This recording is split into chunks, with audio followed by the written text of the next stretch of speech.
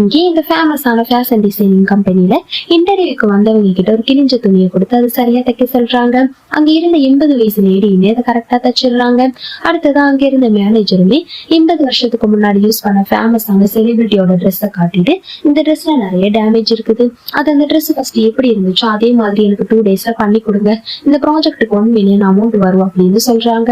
ஆனா அங்க இருந்த எம்ப்ளாயிஸ் எல்லாமே இது 2 daysல சுத்தமா முடிக்க முடியாது, இந்த ட்ரெஸ்ஸுக்கு மேட்சிங்கா நம்ம கிட்ட நூல் இல்ல அப்படின்னு சொல்றாங்க. ஆனா அந்த மேனேஜருமே 2 daysல முடிக்கலன்னா எல்லாத்தையுமே வேலையை விட்டு தூக்கிடுவேன் அப்படின்னு சொல்றாங்க. அந்த எம்ப்ளாயிஸுமே 1 day ஃபுல்லா நூல் தேடுறாங்க. ஆனா அவங்களுக்கு கிடைக்கவே இல்லை. அடுத்த நாள் அதுல இருந்த ஒரு எம்ப்ளாயுமே ப்ரெஷர் தாங்க முடியாம மயக்கம் போட்டு விழுந்துடுறாங்க. ஆனாலுமே அந்த மேனேஜர் அங்க இருந்த மத்தவங்க கிட்ட ஒர்க்க முடிக்காம ஆபீஸ விட்டு யாரும் போக கூடாது அப்படின்னு சொல்லிடுறாங்க. அதனால அங்க இருக்கிற எம்ப்ளாயிஸுமே அந்த ப்ரெஷர் தாங்க முடியாம வேலையை விட்டே போயிடுறாங்க. மேனேஜருக்குமே என்ன பண்றதுன்னே தெரியல. நெக்ஸ்ட் டே அந்த ட்ரெஸ்ஸை வேற கொடுக்கணும். அங்க இருந்த 80 வயசு லேடியுமே எப்படியாச்சும் அந்த ட்ரெஸ்ஸை பினிஷ் பண்ணணும்னு நினைச்சு அவங்களோட ஃப்ரெண்டோட கடைக்கு போய் அவரோட ஹெல்ப்போட அந்த ட்ரெஸ்ஸுக்கு மேட்சிங்கான நூலையும் கண்டுபிடிக்கிறாங்க.